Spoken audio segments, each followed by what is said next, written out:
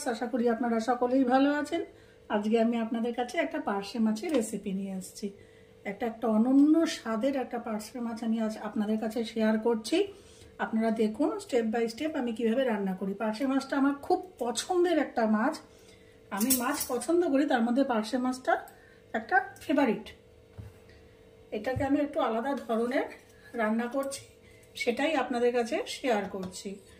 আমি জাস্ট একটু লবণ হলুদ দিয়ে আমি পার্শে মাছটাকে মাখিয়ে রাখবো, মাখিয়ে রেখে দেবো, মিনিট খানেক মাখিয়ে রেখে দেবো। আপনারা স্টেপ বাই স্টেপ দেখতে থাকুন কীভাবে আমি মাছটা রান্না করি। আর আমার রেসিপিগুলি যদি আপনাদের ভালো লেগে থাকে তাহলে আমার চ্যানেলটিকে অবশ্যই লাইক, শেয়ার, কমেন্ট, সাবস্ক্রাইব করবেন। তাহলে একটু মোটিভেট হই আর কি, ভালো লাগে। আপনাদের সাথে অনেক ধরনের রেসিপি শেয়ার করার একটা উৎসাহ পাই। আমি একটা প্যান নিয়েছি, দিয়ে দিচ্ছি মাছটা ভাজার জন্য একটু সর্ষের তেল। আমি এই রান্নাটা পুরোটাই সর্ষের তেলে করব, এখানে কোনো আমি রিফাইন্ড অয়েল মিক্স করব না। অনেক সময় বলে থাকি যে হাফ সর্ষের তেল হাফ রিফাইন্ড অয়েল করা যাবে, কিন্তু এই রান্নাটা পুরোটাই আমি সর্ষের তেলে করব। প্যানে তেল গরম হয়ে গেছে, এবার আমি মাছগুলোকে দিয়ে দেব।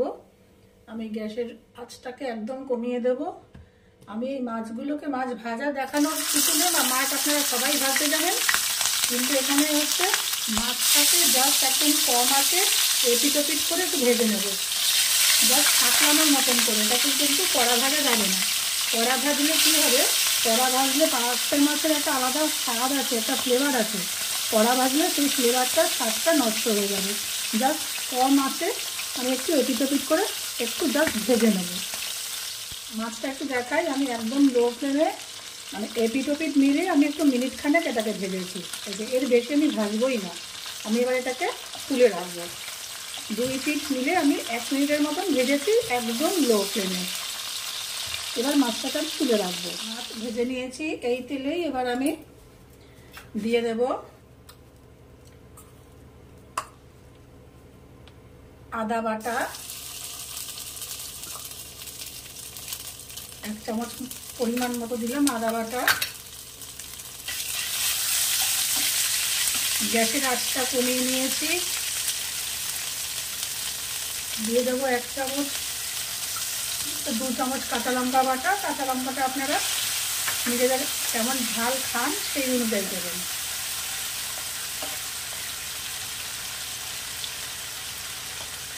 দিয়ে দেব পরিমাণ মতো হলুদ, একটু লবণ,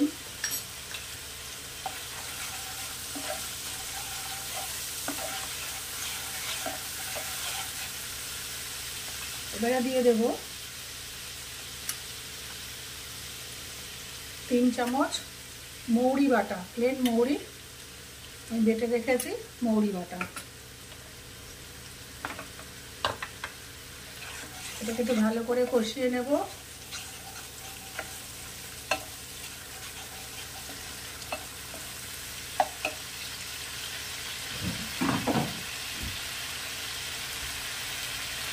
এই রান্নাটা কিন্তু খুব সহজ, ইজিলি হয়ে যায়, খুব তাড়াতাড়ি হয়ে যায়, কিন্তু খেতে অসাধারণ।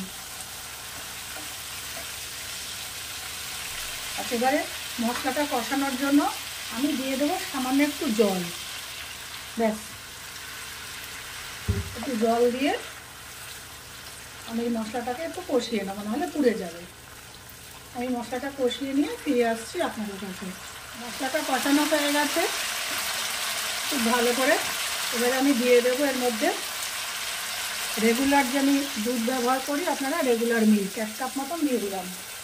আপনারা মাছের পরিমাণ অনুযায়ী দুধটা দেবেন।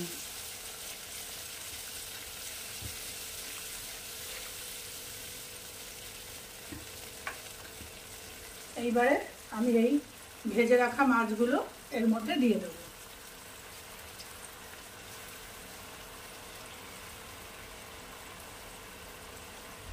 গ্যাসের আঁচ আমি কমিয়ে দেবো, কমিয়ে দিয়ে মাছগুলো দিয়ে দেবো। ব্যাস, একটু ফুটে উঠুক, তারপর চলে যাব, দেখাচ্ছি পরের স্টেপ। এখানে মাছ আমার রান্না হয়ে গেছে। আপনারা যদি মনে করেন আর একটু ঝোল রাখবেন, এখানে কিন্তু আরেকটু আপনারা এখানে দুধ অ্যাড করবেন।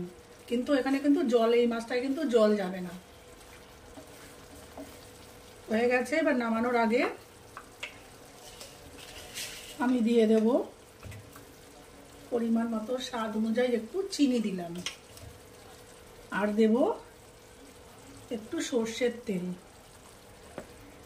ব্যাস, এরপরে আমি এটাকে নামিয়ে রাখবো। আমার তৈরি দুধ পার্শে। আপনারা অবশ্যই একদিন এটাকে ট্রাই করবেন। ফিরে আসছি প্লেটিং করে।